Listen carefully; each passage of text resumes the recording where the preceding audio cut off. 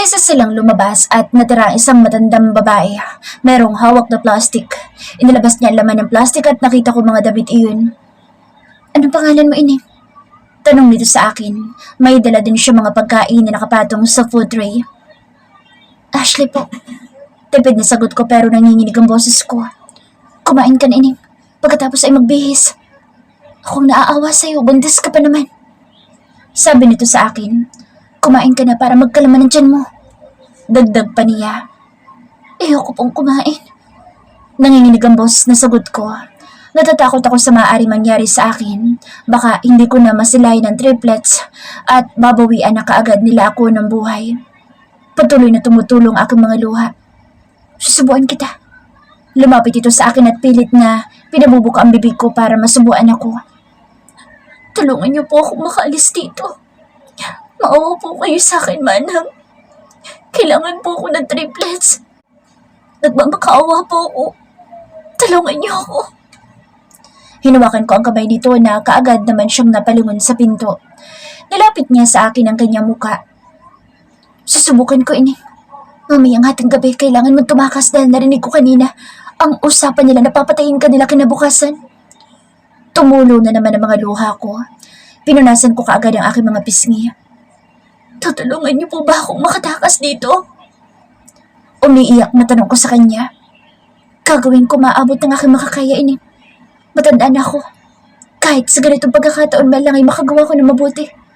Basta mamayang hating gabi, may pintuan sa likod.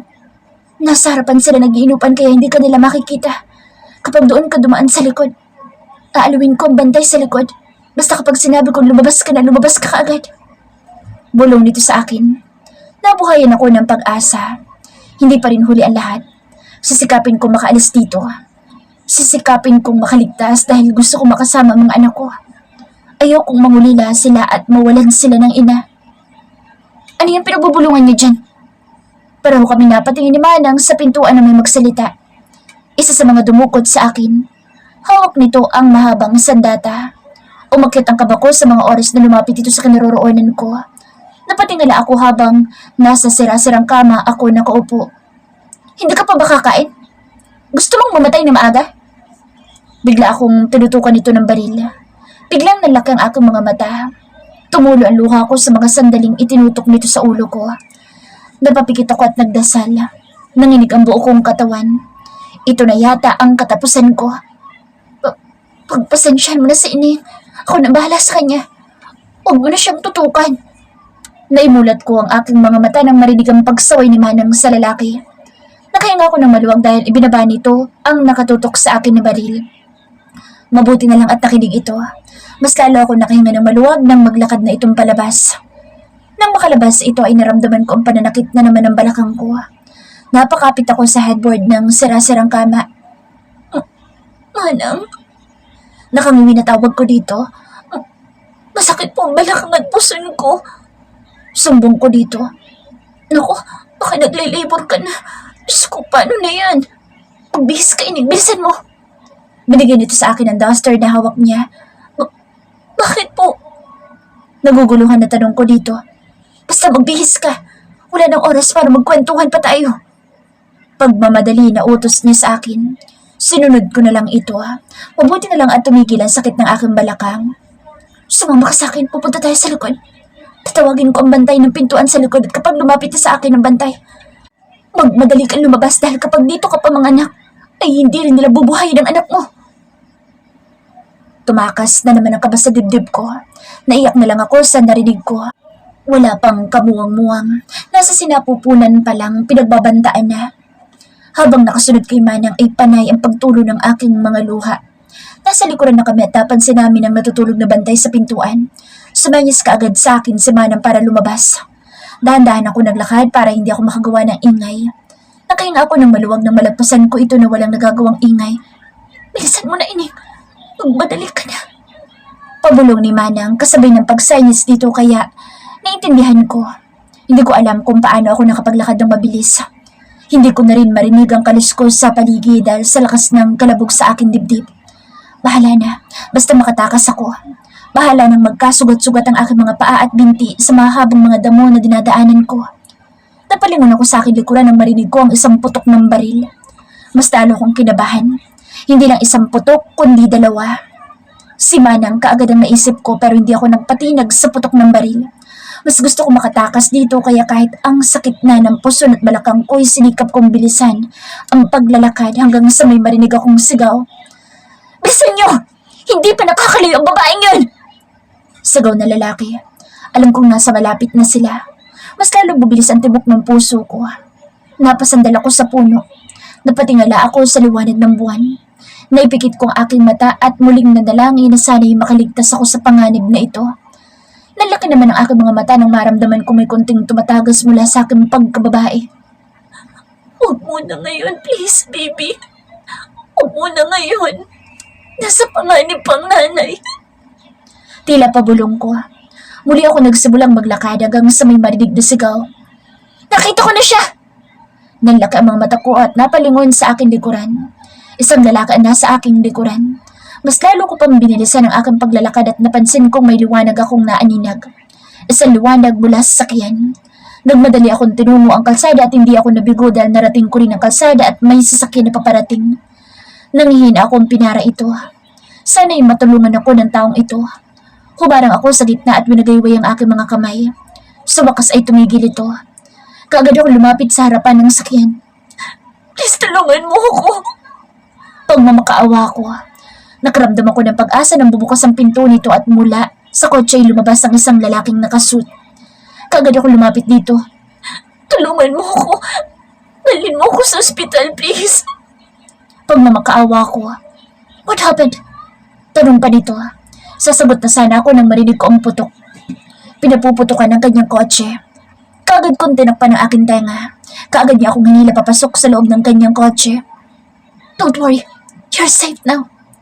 Sambit niya sa akin, saka ito bumunot ng baril na ikinalaki ng aking mga mata.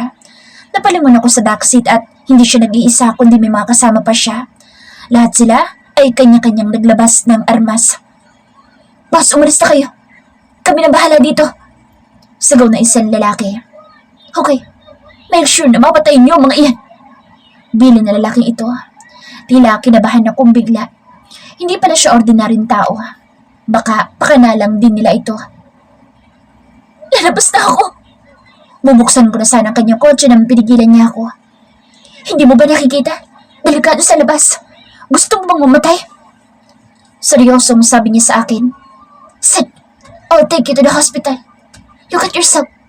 You look like you're about to give birth. Don't worry, I'm not a bad person. I'm a mafia boss. I only kill bad people but not like you. Dagdag pa nito. Nakahinga ako ng maluwag sa sinabi niya. Just don't try to give birth here in my car. Cause I won't think twice about killing you. Pahabol na sabi niya. Kinabahan na naman ako sa sinabi niya. I'm just kidding. Seryoso naman na pahabol na sabi niya. Third person's POV. Kinaumagahan, pumutok ang isang balita na isang buntis, sinunog at hindi na makilala pa ang mukha nito at ang katawan nito ay naging abo na. Aaron! Sigaw ng senyora. Walang gana na lumapit sa Aaron sa ina. Pagkatapos kasi ng kanyang nasaksihan sa bahay ni Harold ay hindi siya umuwi. Dumiretso siya sa mansyon para magpalamig ng init ng ulo. What is it? Panood mo balita. Isang buntis, sinunog sa damuhan. Kinakabahan ako. Hindi ko alam bakit sa Ashley kaagad ang naisip ko. Kabado na sabi ng senyora. Paano maging si Ali yan? Nakita ko si Ali, nakikipag-sex kay Harold. Hindi siyang nasa balita. What? Nakipag-sex si Ashley kay Harold? Paano mo nasabi? Pumunta ako sa bahay ni Harold at nadatnan ko sila naghahalikan at mauuwi yun sa pagsisiping. Saan pa nga ba mapupunta paghahalikan? Inis na sabi ni Aaron. Tawagan mo si Harold kung kasama niya sa Ashley. Utos ng senyora. What for? Kung ayaw mong tawagan si Harold, ako tatawag sa kanya. Kaagad na lumapit ang senyora sa telepono at kaagad na tinawagan ang linya ng bahay nila Harold. Hindi nagtagal ay may sumagot din sa tawag ng senyora. Harold? Kaagad na sambit ng senyora. Yes, tita. Napatawag po kayo. Hindi na ako magpapaligoy-ligoy pa. Nandyan ba si Ashley? Kasama mo ba siya? Si Ashley? Bakit po? Hindi po ba nandyan sa inyo si Ashley? May nangyari po ba? Nakita ka ni Aaron na kahalikan mo sa Ashley kaya tinatanong kita kung nandyan pa ba siya. Biglang natawa sa kabilang linya si Harold. Taka lang po. Ako kahalikan sa Ash? Baka naman po nagkakamali kayo. Hindi pa pumupunta si Ash sa bahay. Baka yung nakita ni Aaron ay si Elizabeth. Elizabeth? Mahabang kwento, tita. Mas lalong kinabahan ng senyora sa lamang wala si Ashley sa bahay ni Harold. Ashley's POV. Natukoy na rin kung kanino sunog na katawan na natagpuan sa abandonadong bahay. Si Ashley Miranda. Hindi pa alam kung paano at sino sumunog sa kawaawang buntis na babae. Kung sino ang pamilya ng biktima ay maaari lamang po na tumawag sa numerong naka-flash sa screen. Hindi pa ako tapos sa pag-iyak. Hindi pa nakaka-recover ang katawan ko sa pangyayari dahil sa nangyari. Habang pinagmamasdan kong mahimbing na natutulog ang triplets, isang babae at dalawang lalaki. Hindi ko alam kung makakaya ko ang pagsubok kong ito pero kakayanin ko para sa tatlong umaasa sa akin. Hindi na natapos ang pag-iyak ko lalo pa nang mapanood ko ang kalunos-lunos na balita. Bakit? Paano nasabing ako yung bangkay na nakita sa abandonadong bahay? Sino ang babaeng iyon? Pinagmasdan ko ulit ang mga anak kong mahimbing na natutulog sa tabi ko. Mabuti na lang at naihatid kaagad ako dito sa ospital ng lalaking sumaklolo sa akin. Kung hindi, baka silang tatlo ay nawala na sa akin. Pagdating kaagad dito sa ospital ay kaagad akong dinala sa operating room para gawin ang procedure for cesarean. Hindi ko alam kung saan ako kukuha ng pera para pambayad dito sa ospital. Mugto na ang mga mata ko sa kakaiyak. Dumagdag pa ang nasa balita.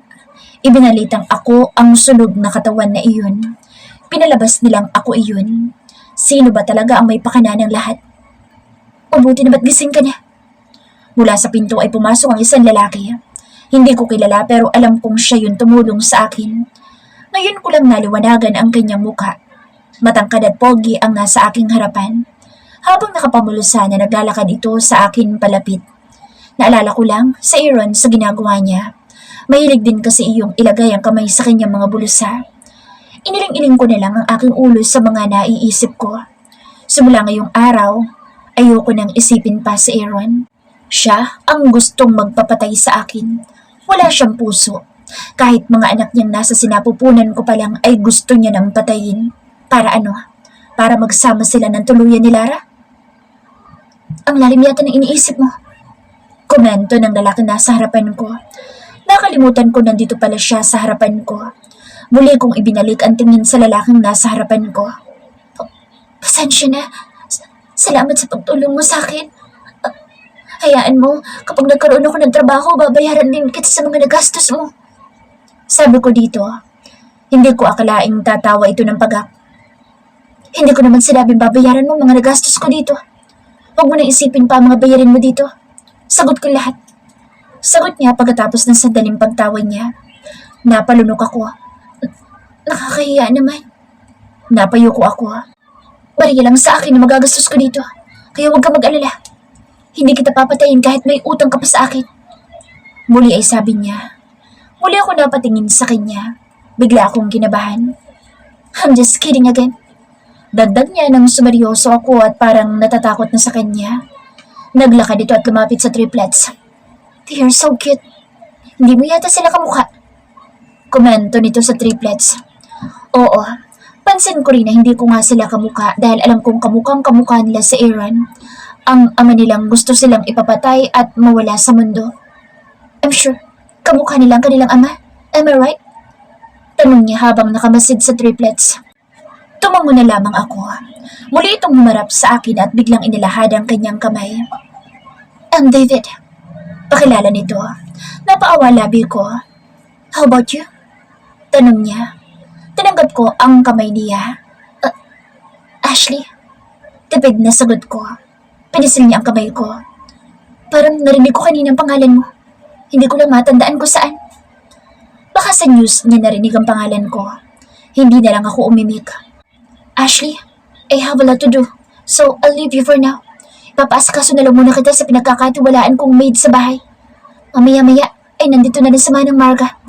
Siya na rin nasasama sa'yo sa bahay. Sa bahay ka na muna tumira habang nagpapagaling ka. Bili nito sa akin. Mas pinakatitigan ko pa siya. Mukha naman siyang mabait. Dapat ba akong magtiwala sa kanya? Hindi kaya siya katulad ni Aaron na mapagbarat kayo? Don't look at me like that. I'm not as bad as you think. Yeah? I'm a mafia boss. You're the only one I told my secret. So we should just keep it a secret. Do we understand each other? Miss Ashley? Ngumiti ito. Tumango na lamang ako kahit natatakot ako sa kanyang aura. Pagkatapos niya akong titigan na ilang segundo ay tuluyan na itong umalis sa aking harapan. Muli pa itong bumaling sa akin bago tuluyan ng lumabas. Huminga ako ng malalim bago ko sulyapan muli ang triplets. Nakakatuwa lang silang pagmasdan dahil ang himbing ng kanilang tulog. Pero hindi ko alam kung makakaya ko. Kung makakaya ko silang buhayin. Ngayon wala pa akong trabaho. Para sa triplets kakayanin ko ang hirap na mararanasan ko. Hindi katulad noon na gumawa ako ng hakbang na hindi man lang pinag-isipan. Hindi ko pinag-isipan noon ang pagsigaw ko sa engagement party ni Aaron, kaya ito ang nangyari sa akin. Munti ka nang mamatay dahil sa lalaking akala ko'y mahal na rin ako. Ang lalaking pinagbigyan ko ng buong pagkatao ko. Ang lalaking ama ng mga anak ko. Naputol ang lahat ng nasa isip ko na may pumasok na isang may edad na babae. Siya na siguro yung sinasabi ng lalaking sumagip sa akin. Lumapit ito sa akin sa kayumuko at nagbigay galang. Ako po si Marga, ma'am. Ako yung pinapunta ni sir para daw po bantayan kayo. Sabi kaagad nito nang makalapit sa akin. Tumango na lamang ako at nagpakilala din sa kanya. Lumipas ang 1 linggo ay umuwi kami sa bahay ni David. Nakauwi na kami pero walang David na nagpakita at naghatid sa amin sa kanyang bahay. Kundi ang tanging kasama ko lang ay ang kanyang pinagkakatiwalaang maid. Sobrang nakakahiya na rin ang lahat ng ibinigay sa akin ni David para sa triplets. Binilahan niya ng 3 stroller ang triplets. Makalipas ang 1 buwan, nagkasakit ang isa sa triplets at doon ako umiyak at nasaktan ng todo dahil sa sakit nito sa puso ay hindi nagtagal ang isa sa triplets. Kinuha din siya sa akin. Labis ang pagluluksa ko ng araw na mawala ang isa sa akin triplets. Mabuti na lang may nagpapagaan pa rin ang loob ko at may tumutulak pa rin sa akin lumaban. Ang 2 kong mga anak na ngayon ay 2 months na. Third person's POV. Aaron, iho, kumain ka muna. Hindi ka pa kumakain. Hindi ka rin lumalabas ng silid. Nag-aalalang sabi ni Senyora Carmela. Pagkatapos ng lahat ng nangyari ay wala nang ganang mabuhay si Aaron. Nagkaroon na ito ng mga balbas dahil sa pagpapabaya sa sarili. Hindi na rin ito inaasikaso ang mga negosyo. Hindi ka makakaalis sa kulungan hanggat hindi mo na ibabalik sa akin ang buhay sa ali. Madiin na sabi ni Aaron kay Lara. Halos patayin niya na ito sa sakal pagkatapos niyang kumprontahin sa ospital. Dahil sa mga drama mo, nawala sa akin ang mag-ina ko. Namatay sila ng dahil sa'yo at hindi kita mapapatawad. You will rot in jail, Lara. Magbubulok ka ng dahil sa mga kasinungalingan mo. Nang bitawan niya ang laag ni Lara ay sunod-sunod itong napaubo at habol hininga din ito ng kanyang bitawan. I'm sorry, Aaron, pero hindi ko pagsisisihan ang ginawa ko. Mas mabuti na rin na nawala ang mag-ina mo. Mas panatag ako sa kulungan dahil alam kong hindi kayo magiging masaya. Hindi man lang nagawang humingi ng tawad si Lara, kundi mas lalo pa nitong inasar sa Aaron. Nagdilim ang mga paningin ni Aaron kaya muli niya itong sinakal. Minahal pa naman sana kita noon tapos malalaman kong ganyan pala kabulok ang ugali mo. Mas lalo pang idiniin ni Aaron ang pagkakasakal ngunit kaagad siyang pinalayo ng mga pulis. Tama na, Mr. Anderson. Hayaan niyo kulungan na tusgado ang hahatar sa kanya. Nalaman nilang may kinalaman si Lara sa nangyari sa abandonadong bahay. Sa pagpatay kay Ashley. Isa sa mga tauhan na nagdukot kay Ashley ay nagsalita at itinuturo nito si Lara. Ashley's POV. Nasasala ako na makarinig ako ng kalabog. Nagtago kaagad ako sa gilid ng couch. 2:00 na ng madaling araw. Nagising ako para bumaba at uminom ng tubig. Hindi ko akalaing makakakita ako ng eksena na ganito. Ang makita sa David kasama ang mga tauhan nito na pinapahirapan ng isang lalaki sa bandang pool. Duguan ng lalaki at nagmamakaawa na itigil na ng mga ito ang panunutok sa kanya. Anong kasalanan ng lalaking iyon? Bakit nila pinagsusuntok? Tinakpan ko ang aking bibig nang matumba ang lalaki sa Bermuda at nawala na yata ng malay. Nanlaki ang aking mga mata. Hindi dapat ako nakakita ng ganitong eksena. Dahil sa takot ko, nagmadali ako umakyat pataas para bumalik sa kwarto. Kaagad kong nilapitan ang kambal. Hindi tayo safe sa bahay na ito. Ganoong tao ang kumupkup sa atin. Hindi marunong maawa. Kinakabahang sambit ko. Napag-isipan kong kinaumagahan ay aalis kami dito. Bahala na kung saan ako mapadpad. Umiyak ang isa kong anak. Kagad akong lumapit dito para magpo-breastfeed. Pagkatapos nitong matulog ay inayos ko ang mga gamit namin para umalis sa bahay na ito. Inilagay ko si baby Ayana sa baby carrier. Si Hayden naman sa stroller. Dahan-dahan ako lumabas ng silid para walang makarinig. Sana lang huwag umiyak ang kambal. Sa wakas nagawa ko makalabas ng hindi nakapag-ingay. Problema ko na lamang sa gate. Sinilip ko muna security guard sa gate at nakita ko nakaawang ang labi nito habang nakapikit. Mukhang tulog pa yata. Nagmadali akong itulak ang stroller palabas ng gate. Nang makalabas ay kaagad na pumara ng jeep para sa bus station. Wala akong ibang mapuntahan kundi sa probinsya lang. Uuwi na lang muna siguro ako kay Chang. Nagdalawang isip akong umuwi doon, baka saktan niya lang ulit ako at palayasin. Baka saktan lang din ito ang kambal pero kahit nagdadalawang isip ay nagawa ko pa rin umuwi at namalayan ko na lang na nasa pintuan na ako ng bahay nila Chang. Paano nga ba akong kakatok? Huminga ng malalim bago tuluyan ako matok sa kanilang pintuan. Ilang beses akong kumatok bago ko narinig ang pagbubukas nito ng pinto. Kinakabahan ako habang naghihintay sa pagbukas nito. Napapikit ako at napamulat nang marinig ang boses ni Chang. Ash! Ramdam na ramdam ko ang strikta nitong boses.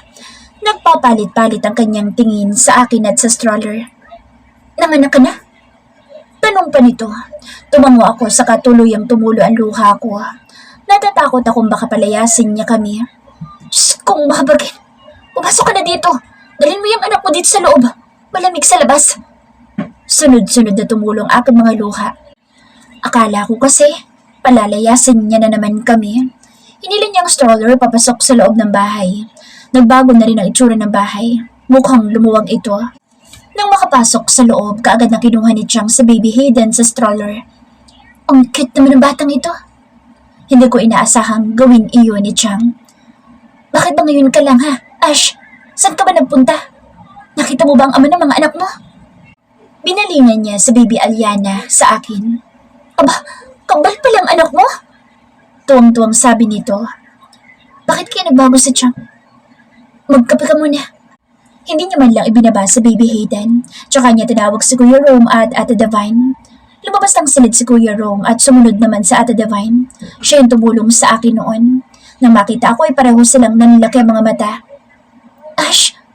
Hindi makapaniwalang sambit ng mga ito. Kuya Rome, Ate Divine. Kaagad na lumapit sa akin sa Ate Divine at niyakap ako. Alam mo Ash, minalas kami sa mula ng pinalayas ka namin. Sa Kuya Rome mo at sa Ate Divine mo ay hindi magkakaroon ng anak. Ang iba mo namang pinsan ay yun nakapagtanan sa kanila mga girlfriends. Kwento sa akin ni Chang. Kaya buti na lang at bumalik ka dito. Magkakaroon ako ng mga napakakit na apo. Pinasil pa ni Chang ang pisngi ni Hayden. Bigla itong umiyak. Oh, baka gutom na ito. Padadahin mo na. Sabi sa akin ni Chang. Ibinalik niya sa akin si baby Hayden. Sa kanya naman kinuha si baby Aliana. 5 years later. Magsalis na kayo sa mga tahanan niyo. Dahil nabili na ang lupang ito ng isang negosyante. Sigaw na lalaking nakasakay sa isang puting sakyan.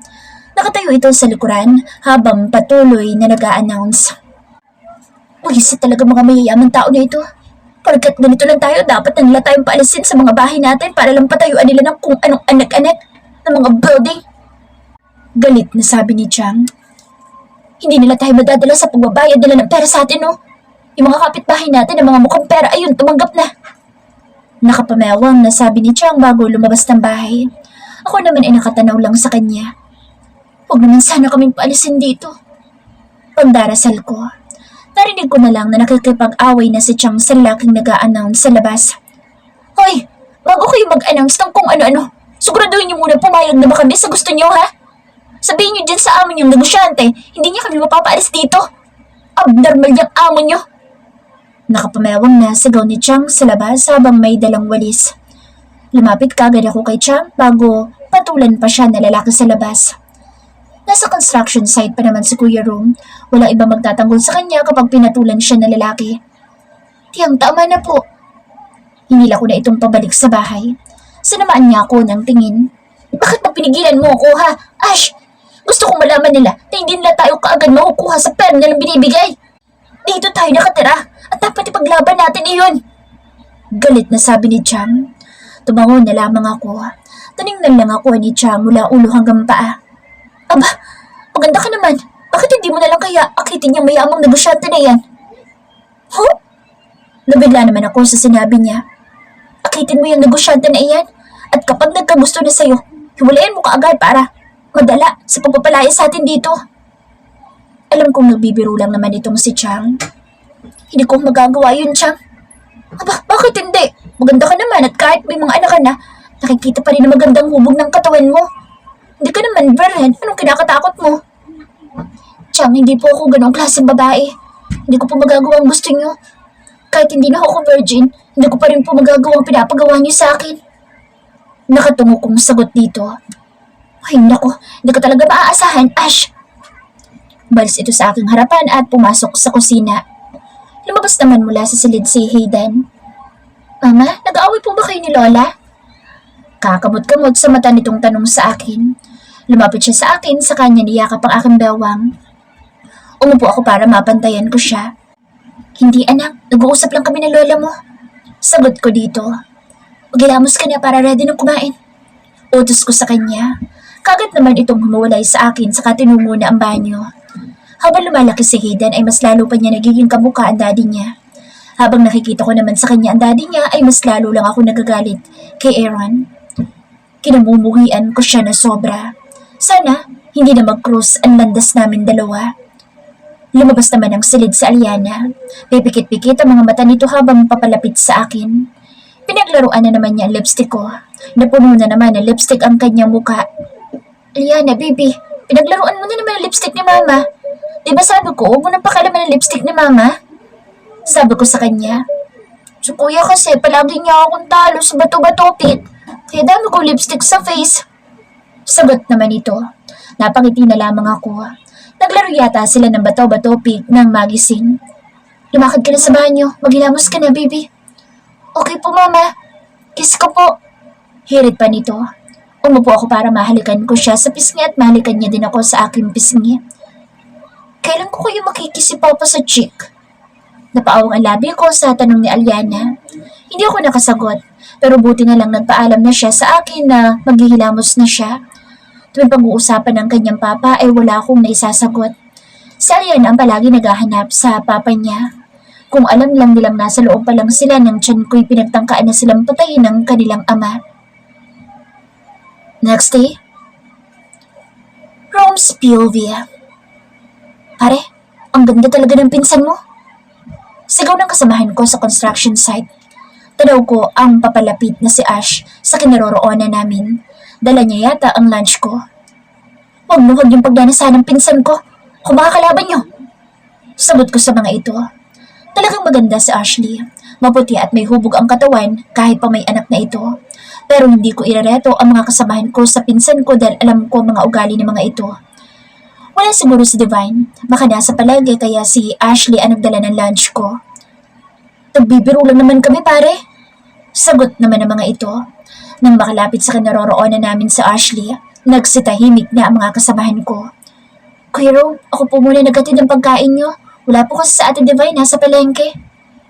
Sabi ko na eh. Salamat Ashley. Pareho kaming natigilan na may dalawang huminto na sasakyan sa construction site. Isang kotse at isang van. Baka yung may-ari yan. Sasabi ni engineer, pupunta dito ngayon ang may-ari para tingnan itong ginagawa natin. Sabi ng isa sa kasamahan ko. Kuya Rong, alis na po ako. Paalam ni Ashley. Ashley's POV. Nagmadali na akong umalis sa kinaroroonan ni Kuya Rong. Iba kasi ang tingin ng isa niyang kasamahan para akong hinuhubaran. Palabas na ako nang makasalubong ko ang lalaki naka-sunglasses. Napalunok ako nang makilala ito. Nanlaki kaagad ang mga mata ko. Natigilan ako. Aaron? Hindi. Bakit siya nandito? Anong ginagawa niya dito? Hindi niya ako pwede makita. Hindi pa ako nakagalaw mula sa kinatatayuan ko. Kaagad ako lumiko para magtago. Nagtanggal ito ng sunglass nang makita akong lumiko ng daan. Huwag niya sana akong makilala. Puno ng kaba ang dibdib ko habang nagtatago sa tambakan ng semento. Hindi pwede. Hindi niya ako pwedeng makita.